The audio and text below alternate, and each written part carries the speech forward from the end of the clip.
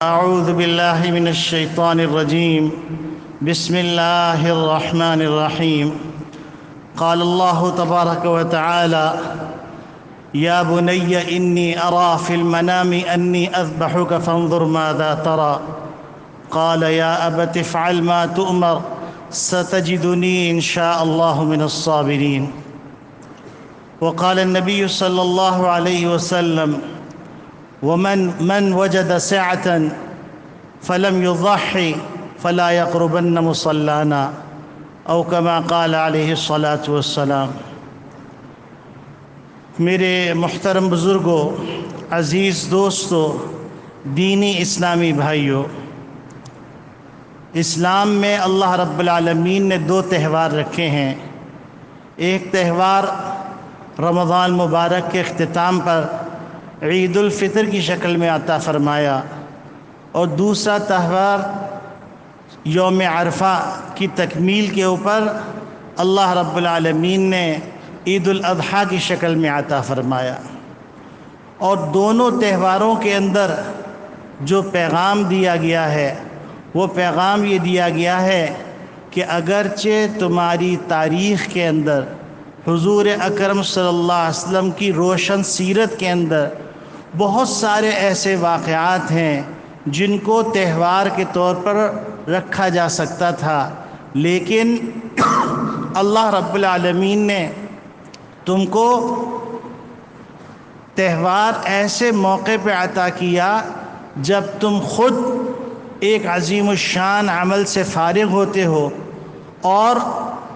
پھر اس کے بعد خوشی منانے کا موقع ہے کہ اللہ رب العالمین نے تم کو عظیم الشان عمل کرنے کی توفیق عطا فرمائی. رمضان مبارک کے روزے مکمل ہوئے تو اب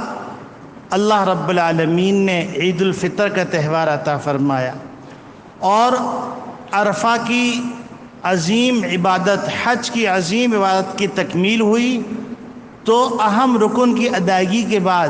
ان کو کہا گیا کہ مسلمانوں، اب تم کو حق پہنچتا ہے کہ تم اس کو خوشی کے طور پہ مناؤ. دوسرے جتنے بھی تہوار ہیں ان تہواروں کے اندر آپ غور کریں گے وہ کسی نہ کسی واقعے سے وابستہ ہیں، اور وہ واقعہ زندگی میں ایک دفعہ پیش آیا ہے اور اس کو یادگار کے طور پر اور خوشی کے طور پہ منایا جاتا ہے. لیکن اسلام نے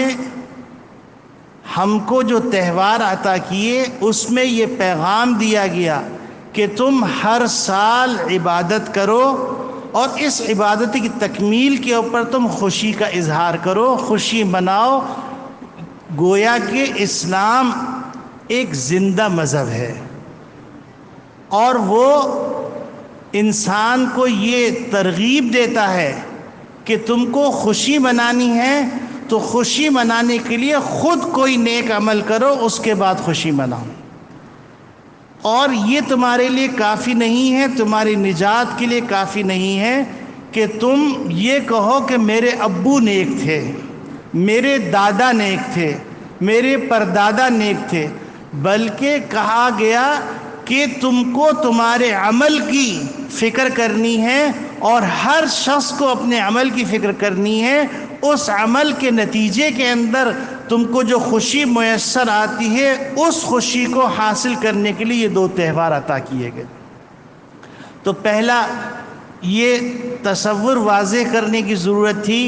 کہ مسلمان آج کل مختلف تہوار زیادہ جوش و جذبے سے مناتے ہیں جو کہ اسلامی تہوار نہیں ہے، اور اس کا اسلام سے دور دور سے کا بھی تعلق نہیں ہے، بلکہ شریف معاشرے سے بھی اس کا تعلق نہیں ہے. کہ ویلنٹائن ڈے منایا جا رہا ہے، اور کرسمس منایا جا رہا ہے، نیو ایئر منائی جا رہی ہے، یہ سارے واقعات جن کے اوپر مسلمانوں کا ایک طبقہ زیادہ زور و شور سے اور زیادہ جوش و جذبے سے ان تہواروں کو مناتا ہے. حالانکہ ہونا یہ چاہیے کہ مسلمانوں کو جو اللہ رب العالمین نے تہوار عطا کیے ہیں، عید الاضحیٰ کا تہوار، عید الفطر کا تہوار، اس کو زیادہ جوش و جذبے سے منانا چاہیے. اور یہی وجہ ہے کہ اللہ رب العالمین نے عید الفطر کے موقع پہ کہا کہ جب تم اپنے گھر سے نکلو تو آہستہ آہستہ اللہ کی کبریائی بیان کر کے چلو، اور عید الاضحیٰ کے موقع پہ کہا گیا جب تم گھر سے نکلو تو ذرا بلند آواز سے تکبیرات کہتے ہوئے اللہ کی کبریائی بیان کرتے ہوئے آؤ،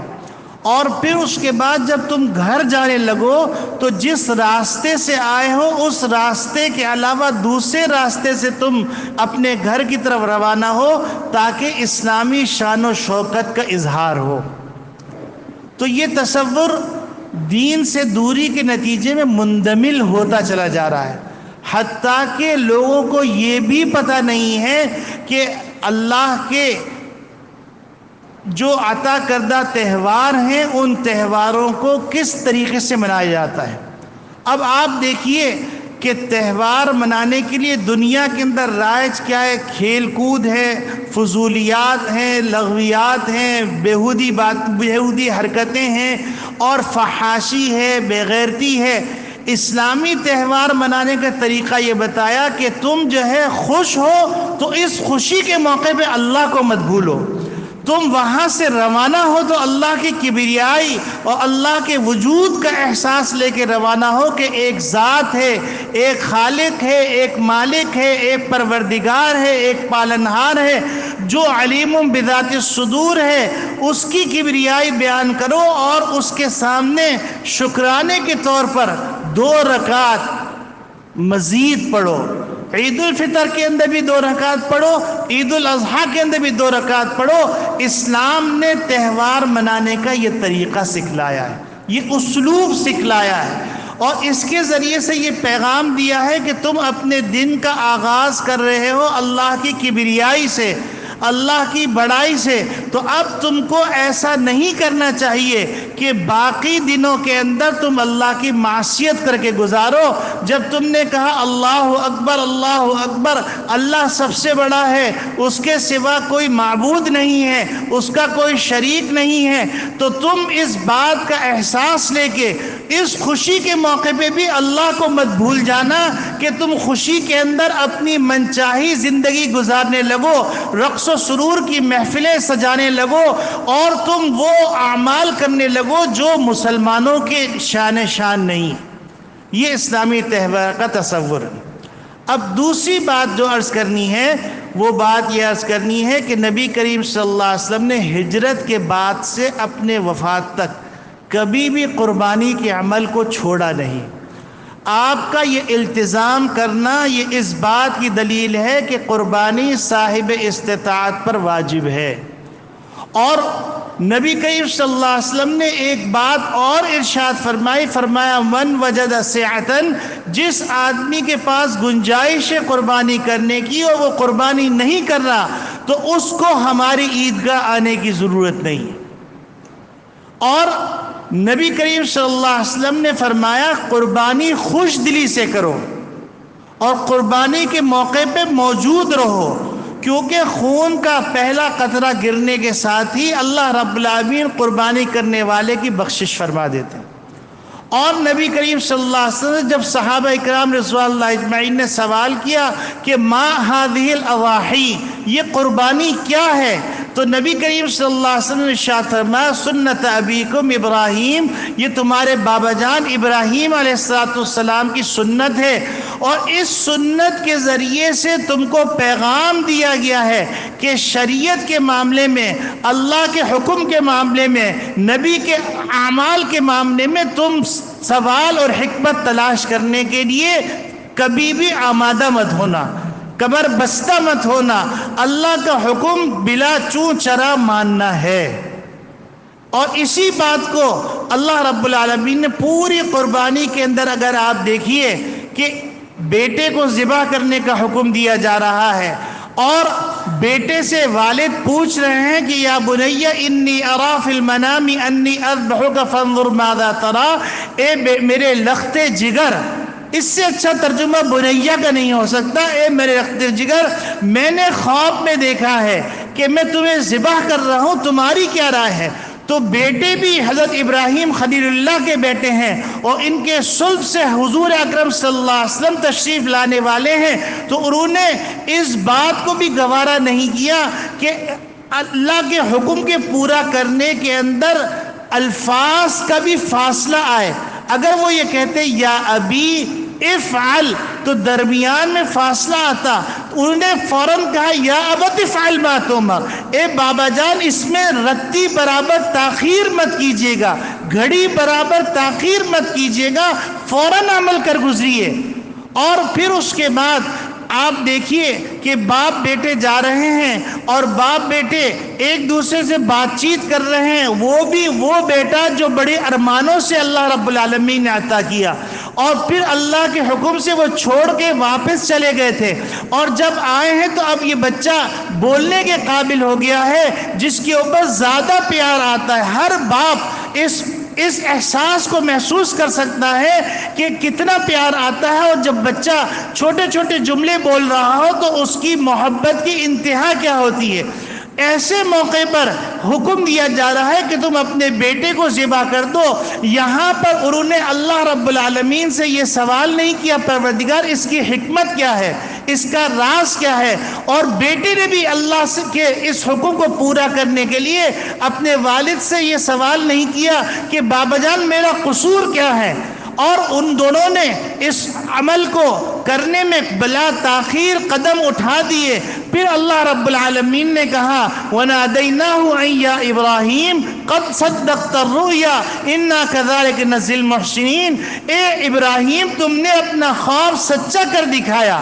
اور تمہارے بیٹے نے بھی اس پہ عمل کرنے میں کوئی کوتاہی نہیں کی، حتیٰ کہ جب تم ذبح کرنے کے لیے لٹا رہے تھے تو بیٹا اپنے باپ سے کہہ رہا ہے کہ بابا جان مجھے منہ کے بل لٹائیے گا، کہیں ایسا نہ ہو کہ آپ کی آنکھیں میرے چہرے پہ پڑیں اور آپ کی پدری شفقت اللہ کے حکم کو پورا کرنے سے مانے بن جائے، ایسا نہ ہو، آپ مجھے الٹا لٹائیے گا۔ اور بیٹا اپنے باپ سے کہہ رہا ہے، آپ سوچئے جدائی کا وقت قریب ہے، اور ان کو معلوم ہے کہ اگر چھری گلے پہ پھر گئی اب بیٹے سے دنیا میں تو ملاقات نہیں ہوگی، آخرت میں ملاقات ہوگی۔ وہ بیٹا کہہ رہا ہے کہ بابا جان آپ میرے کپڑوں کو سمیٹ لیجئے گا اور مجھے الٹے منہ لٹائیے گا، تاکہ کہیں میں تڑپوں تو اس تڑپنے کے نتیجے میں جو خون کی چھینٹیں اڑیں گی میرے کپڑوں پہ آئیں گی، اور امی جان دیکھ کے ان کا دل دکھے گا، تو آپ ایسا کر دیجئے مجھے منہ کے بل لٹائیے۔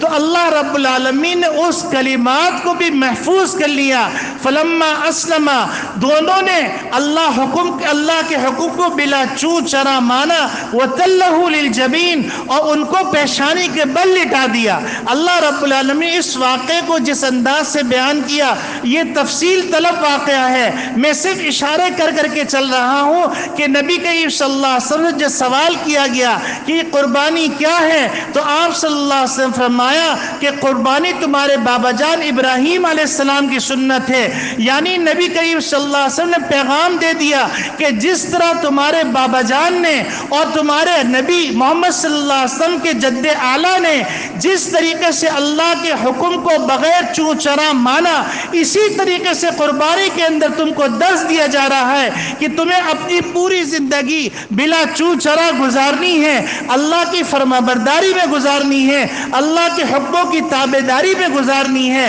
اور پھر اس کے بعد اس کا صلہ کیا ملا کہ اللہ رب العالمین نے مینڈا بھی بھیج دیا، اسماعیل علیہ السلام زندہ بچ گئے اور زندہ ان کو رکھا اللہ رب العالمین نے۔ اللہ رب العالمین کا یہ امتحان تھا، اس امتحان میں پورے ہوئے تو اے محمد صلی اللہ علیہ وسلم کے امتیوں، اے ملت ابراہیمی، تم سن لو کہ زمانہ جو آ رہا ہے وہ زمانہ امتحان کا ہے، مختلف اشکالات کا ہے، مختلف الہات کی ہوائیں چلیں گی اور مختلف طوفان اٹھیں گے، تم کو ثابت قدم رکھنا ہے، تمہیں ثابت قدم رہنا ہے، اپنی اولاد کی ایسی تربیت کرنی ہے کہ کہ وہ اسلام کے آگے سر تسلیم خم کر دیں، اللہ کے حکموں کے آگے سر تسلیم خم کر دیں۔ تم بچوں کے سامنے مجبور مت ہو جانا کہ کہیں بچوں کی محبت کے آگے مجبور ہو کر تم بچوں کو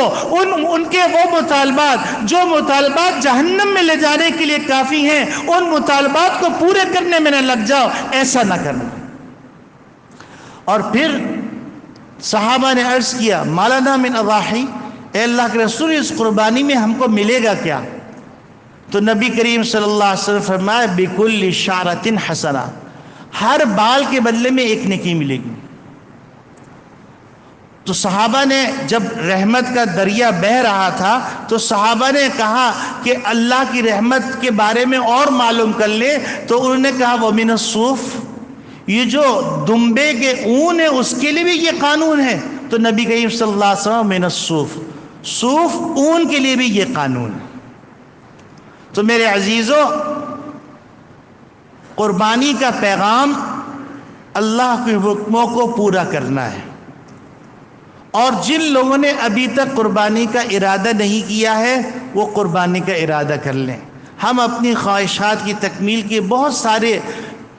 تقاضوں کو ادھر ادھر کر کے ہم جو ہے دنیا کی عزت کے خاطر، دنیا کی خوشی کے خاطر قربانی دیتے ہیں، تو اللہ کے خوشی کی خاطر، رسول اللہ صلی اللہ علیہ وسلم کی سنت کے خاطر ہم قربانی کا ارادہ کر لیں، اور جو لوگ قربانی کر رہے ہیں اللہ ان سب کی قربانیوں کو قبول فرمائے۔ یہ مختصر سی بات عرض کرنی تھی۔ اب آپ کو کچھ وقت دیا جا رہا ہے کہ عید الاضحیٰ کی نماز سے پہلے جن لوگوں نے فجر کی نماز نہیں پڑھی ہے وہ 2 رکعت سنت اور 2 رکعت فرض فجر کی پڑھ لیں، اور اس میں شرمائے نہیں، اللہ کا نام لے کے کھڑے ہو جائیں۔